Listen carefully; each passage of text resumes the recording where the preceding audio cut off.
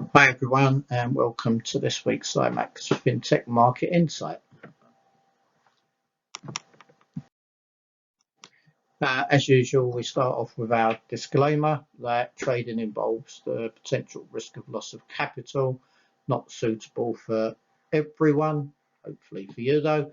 And if there's leverage involved, just be aware you can lose substantially more than that initial investment that you make.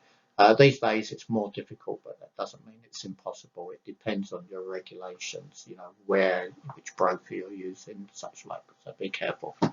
The views, opinions, all the other information contained in these are purely for educational purposes. We are not trying to encourage you to trade or invest. That has to be your decision. And of course, you should carefully consider the risks, your financial situation, definitely your level of experience and your risk appetite. You should only risk capital you're prepared, but more importantly, that you can afford to lose. Make sure you've got at least enough to cover a lot of costs for a lot of months. Just use a small percentage of your capital. And if you've got any doubts whatsoever, seek independent financial advice before risking your capital, please. Okay, so let's look at what happened last week. Mixed earnings results. Musk has said that he'll probably cut up to 75% of the staff at Twitter if he finally ends up buying the company. It seems more likely he will. Perhaps he realised he was going to lose the court case. I don't know. But it's got to finish at some stage. I've started with the UK this week, but let's again just look at some of the bits and pieces before that. So stocks were a bit steadier. The USD was steady, off of its highs, but still quite steady considering everything that's going on. BTC still ranging, so it's strange. Bitcoin almost has become more stable than plenty of the other asset classes. Gold again, sort of in the mid 1600s, and WTI in the mid 80s, all towards the end of last week. So earnings were a bit mixed. Jobless claims have started to increase, but only slightly. I'm going to start with the UK just because it's been such a traumatic week politically. I mean, the last month hasn't been much fun for investors anyway. But there's so much more political chaos happening, and it's not over yet. Another PM's gone. Liz Truss resigned. For me, it's a disaster for UK politics. I'm in the UK, so it obviously impacts me, but it's just bad to see this. So with the PM gone, obviously, for me, the Tories were being manipulated from the shadows. And it's now looking like Sunak versus Boris Johnson. And for me, unless Boris is reinstated, then I think that the public should demand and quite honestly should be offered a general election. Or keep changing the Prime Minister like you do the bed sheets just doesn't make sense to me. And it's not fair. You've got to get behind one and stick with it if it's a leader. You help them rather than try and stab them in the back. So UK politics, and especially the Conservatives, I think, have been acting disgracefully this year. And it's going to come back and really hurt them when it comes to the next elections, whether it's soon or 2 years from now. Now, inflation itself remains high, and with the adjustments being made by the current Chancellor Hunt, we're going to see further spikes in inflation in the UK, probably October, November, and even after next April, and that's based around the energy caps. We just had the energy cap raised this month, and it will raise again after April. It was supposed to be in place for 2 years, but When Hunt came in as Chancellor, he reduced that from 2 years to 6 months. And it aligns with the industry as well, because they've only got a price freeze for 6 months. So as I mentioned, in previous broadcasts that I've done, YouTube's recently, that I still see this divergence between PPI and CPI. With PPI month on month lower in the UK, yet CPI still high. And I believe that's because companies are not passing on any cost savings at the moment. However, that said, consumers remain quite resilient in the UK. And now we're sort of leading up to Christmas in the UK. We do love to spend money generally, even more so when it comes to Christmas. Moving on to the US. Now, data was still strong.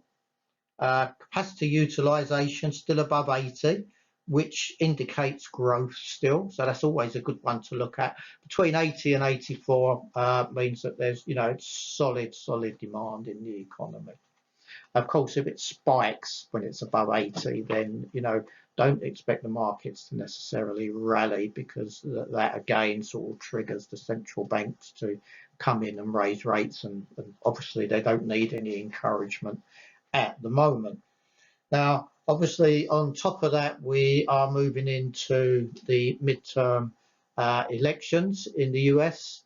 And of course, because of that, Biden, well, I'm not saying because of that, but it probably was, that Biden's releasing yet more oil reserves, where he's trying to manipulate and reduce the oil prices, which in turn will then reduce the gasoline prices, which is obviously going to hope for, leading up to the election, that it will gain him some votes. It just seems to be Biden versus OPEC Plus at the moment. They're cutting production, so he's increasing. But, OPEC's cut by 2 million barrels per day, and adding 15 million barrels sounds a lot, but it's like 7 days, 8 days of OPEC cut. So is it really? But, that if he can get the pump prices down, that's obviously, he thinks that's going to be a little bit more in his favour with the voters. But of course, it's not going to be the only thing, because inflation levels are so high still that, the Democrats could easily lose one or both the houses in the vote on the 8th of November. And then when we look at the EU, so inflation, just a whisker under 10%. Confidence levels remain low. But of course, this week we've got the ECB meeting. And again, we've got to expect an increase there. It seems as, to me at the moment, just remember, this is always just me, rather than anything else, providing all of this information and views, definitely, that the ECB, BOE, and the Fed at their next meetings, they're all probably going to look at raising by 75 basis points. Of course, at the moment, things can change very quickly, but that does seem to be the way things are heading at the moment. But, confidence is low in Europe, understandably so at the moment. With China, they kept their rate unchanged at 3.65. Japan data was better than expected, with inflation slightly lower. 3%, what wouldn't other central banks around the world give to get inflation at just under 3% at the moment? In New Zealand, CPI inflation was higher, 7.2%, just sort of brings it home. And Canada CPI was higher as well. So, they both still have a bit of work to do at the moment. So moving on to this week, there should be more earnings coming out, so just keep an eye on them. It's going to impact the stock sectors for sure. Plenty of data this week, and of course we need to start watching for those GDP releases as well to see what's been going on in that last quarter. Of course, we've got a really strong idea, but we still want to see those results. So in the US, we've got lots of data. We've got manufacturing, consumer confidence, housing data, durable goods. You know, they're the bigger ticket products. So if people are still spending there, it shows that people are comfortable making those larger outlays. Our personal consumption expenditure plus personal income and spending. But the key is that personal consumption expenditure, the PCE. It's one of the key metrics for Powell and the Fed. And of course, we've got GDP. Now we've seen in the sort of the last 2 quarters they've been slightly negative. So the US in a technical recession. However, a technical recession and a real recession are very different. And you know, if the US is in a technical recession, then God help the rest of us is all I can say. They still have the strongest economy by far. But just keep an eye on that GDP data because it will impact the markets and the dollar. So when we look at the UK again, there's not too much in the way of data, but we're not going to need it this week.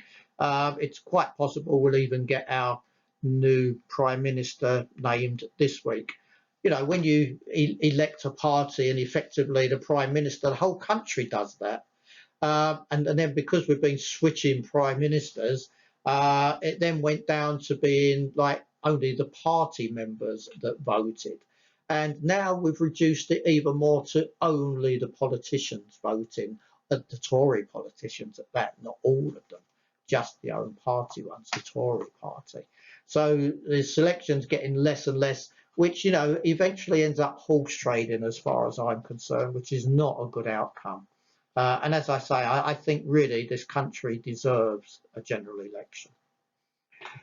With the EU, again, we are still seeing plenty of data, but negative data, consumer sentiment. And of course, this week we're going to see some German IFO sentiment. So that's going to be interesting because they haven't been performing very well either. And we've got some CPIs coming out. Again, those confidence and sentiment indicators are very useful. And of course, we've got members CPI and GDP coming out from some of the EU members. China, we've got GDP, so again, keep an eye on that because of these lockdowns that they've been doing. And industrial production, we've got retail sales, and obviously the trade balance is an important one for China. And then moving on to Australia, inflationary data, CPI, PPI, Bank of Japan rate decision this week, Canada rate decision, and for Canada, also GDP. So, looking at the macro outlook, not massive changes. Some of it's just geopolitical stuff again. You know, they just come back and haunt us every so often, especially investors, because, you know, they're holding on to these long-term positions. And of course, the focus is going to be on the UK. And also, we're getting much closer to the US midterm elections. Inflation. Inflation, stagflation, you know, countries are already seeing stagflation. You know, it's that inflation without growth. And, you know, this inflation remains stubborn. We've got companies holding on to any savings that are being made from lower costs. Hence why the PPI is maybe dropping slightly, but the CPI isn't, because they're not passing those savings on to the consumers. And again, as I just mentioned, GDP data will start to provide some further insight into the economies. But just remember, when it comes to GDP, it's very lagging. You know, this is data that's been accumulated over the last 3 months. And then, of course, when we move on to interest rates, you know, we've got some great central banks meetings coming up. ECB this week, followed by obviously Bank of England and the Fed in November. Sorry. Now, recession-wise, for me, it's just a case of when, not if. Sure, you know, the US are in a stronger position, and you know, I don't expect that to change anytime soon. but you've got to expect this recession as far as I'm concerned. Now, the US may get away with a shallow one because they're probably going to be the last in and probably the first out because it's just the way it happens. Whereas for the EU and the UK, we could be in much sooner and stay in much longer and go much deeper. Part of that could even depend on the weather. We're entering winter. So, are we going to see those temperatures drop? And which would mean that we would have to go deeper into the reserves that have been created in recent months. Supply chain continue to improve. However, these lockdowns in China due to their zero COVID policy do remain a danger. And of course, we're seeing COVID cases increase around the world. Omicron, different versions of it, plenty of different versions of it indeed. But at the moment, fingers crossed, touch wood, none of them have been a serious contender for the Delta virus, thankfully. And of course, when we look at other things that are going on, Xi is now premier in China for life. So yeah, Russia invasion of Ukraine, the conflict continues. 8 months, incredible. But it's great to see that Ukraine have been gaining ground, and they're pretty much, as far as I've if I've got it right, they're pretty much on the borders of these 4 territories that were annexed by Putin now. And let's hope that they continue and sort of get in there. Obviously, it's coming at more of a cost. They're getting some of their major cities more randomly attacked with missiles these days, which is not good because that means more and more civilians are dying, and obviously more and more damage. I mean, a lot. I think it's 25 or 50% or something of their power supplies are being cut. Their reactors and all the various ways that they're keeping their electricity and their power on. So again, maybe they've just been targeted. But maybe a lack of weapons may come into play there. Again, each country is getting support from one way or another. But apart from weapons, with winter coming on, will conditions get too cold, too difficult for them to continue the war? Will they go into sort of a war freeze, if you like? I don't know. However, energy prices, they've elevated to high prices, but then they've sort of come back down again. So, once Russia went into Ukraine, I mean, prices just exploded. But they went off from the highs now. And of course, the thing is that a lot of the energy companies are dramatically increasing profits because of that. Again, it comes back to these companies not really passing on any benefits to the consumer. But of course, it will depend on Russia and also the temperatures in Europe as we go forward for energy prices. Food prices, they should be lower based on transport costs dropping and other raw material costs dropping. As I say, companies are just so keen to keep them. When you look in the supermarkets, nothing seems to be going down in price. We're still being slightly brainwashed, I would think, by saying that inflation is with us and going to stay with us, which means that we accept these very high price increases more readily. And again, as I keep mentioning, you can see that through PPI versus CPI. Now, again, another area that I've mentioned in the past, and I'm going to mention it again, is jobs. Now, I see that job offers are going to start to disappear. Wage demands will evaporate. Everyone's just going to be keen to cling on to what jobs they've got as we sort of go into this recession. Now, the interesting thing here is going to be, are firms going to drop their staff, or are they might be reluctant to, because look how difficult it's been for them to actually gain the workers, the skilled workers that they've needed. So they may try and absorb some of those costs, hopefully, because that means that less people will be put out of work. But we'll have to wait and see. And of course, we still need to watch COVID. COVID, Omicron is still mutating, and it's just going to be a matter of, whether it becomes more aggressive. Hopefully, if it stays as it is, it's still not nice to get, but it's definitely a better version than the Delta was, for sure.